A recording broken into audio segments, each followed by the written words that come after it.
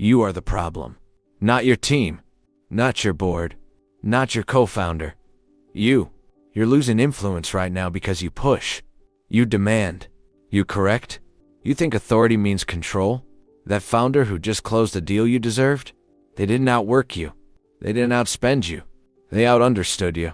They know something you refuse to learn. People don't follow titles. They follow those who make them feel seen. By the end of this video, you will face 5 uncomfortable truths about your leadership. Fix them or stay stuck. Welcome to the CEO Brain Library. High-signal briefs for leaders with no time to waste. You cannot push people to your side. You must pull them. And right now, you're pushing. Let's get into it. 1936. A book was published that sold over 30 million copies.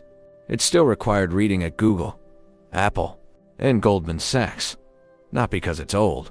Yes, you haven't learned it yet. You think technology changes everything? It doesn't. Your iPhone is smart. You are not. You still want to feel valued.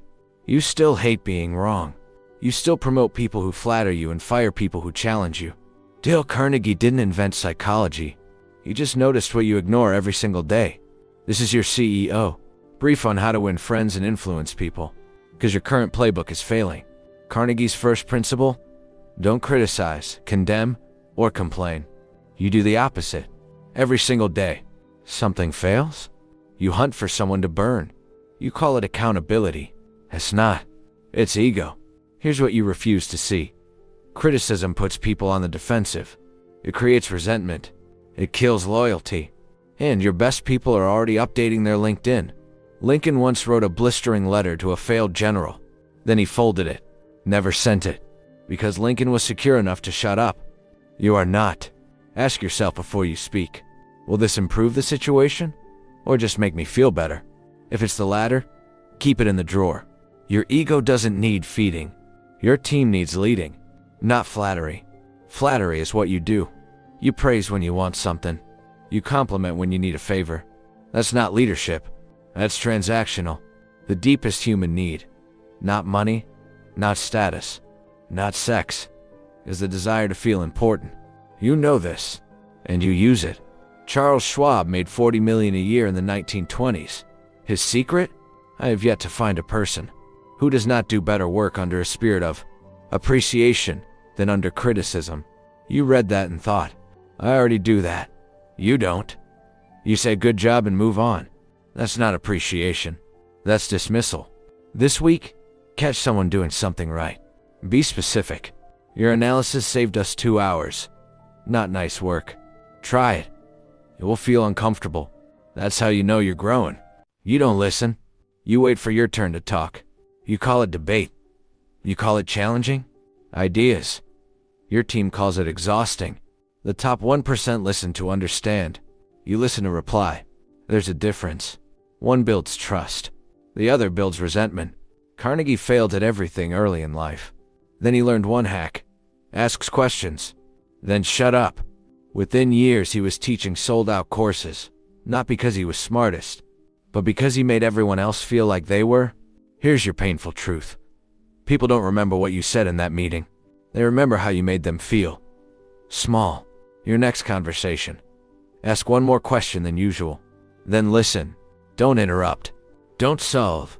Just understand. That alone would put you in the top 5%. But you probably won't do it. Never say you're wrong. You say it all the time. You think it makes you strong? It makes you brittle. The moment you say you're wrong, you've attacked their ego. They will fight to defend themselves, not to find truth. You've lost before the argument started. Benjamin Franklin never contradicted anyone directly. He said, under certain conditions I might agree with you. But in this case, people listened because he never made them feel stupid. You make people feel stupid, and then you wonder why they don't speak up. Here's the real power move. You don't need to win every battle to win the war. The person who says you're right, I hadn't considered that, controls the room.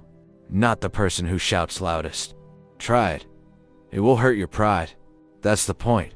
Public correction creates private resentment. It makes enemies, not allies. You do this constantly. In meetings, in emails, in front of their peers.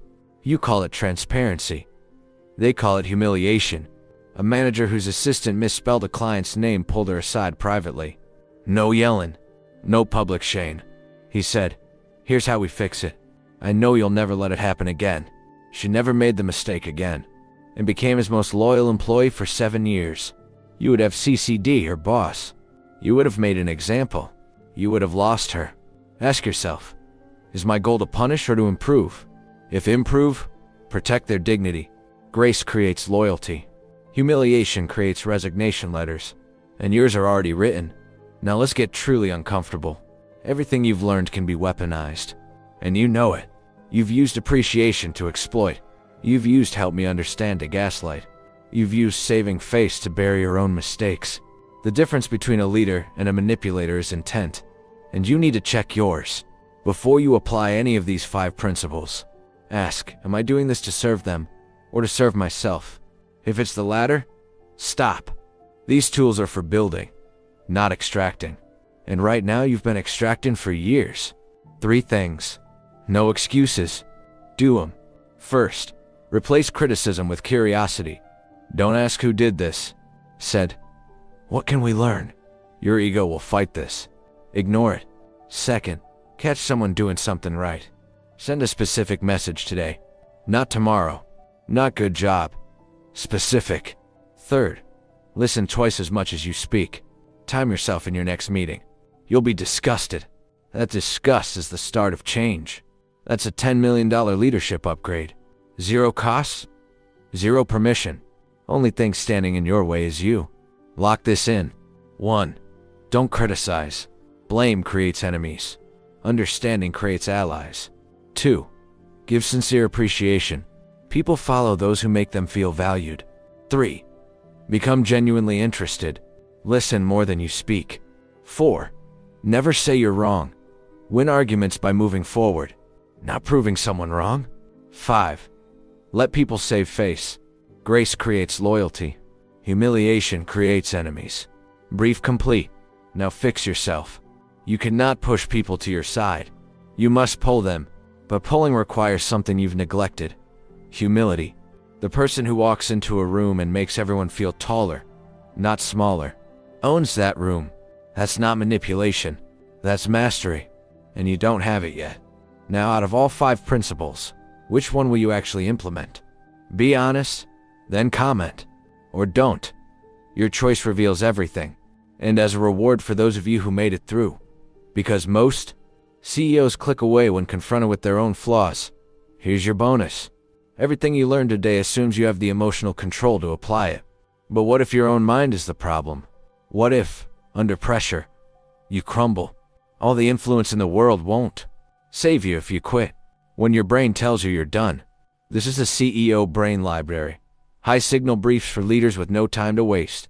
If this landed, and it probably made you uncomfortable, subscribe. Next episode, Can't Hurt Me by David Goggins. Mental toughness. The 40% rule. Defying the odds when your mind says stop. Because influence without discipline is just charm. And charm doesn't survive hard moments. Until next time, listen first, lead second, or don't. Your choice.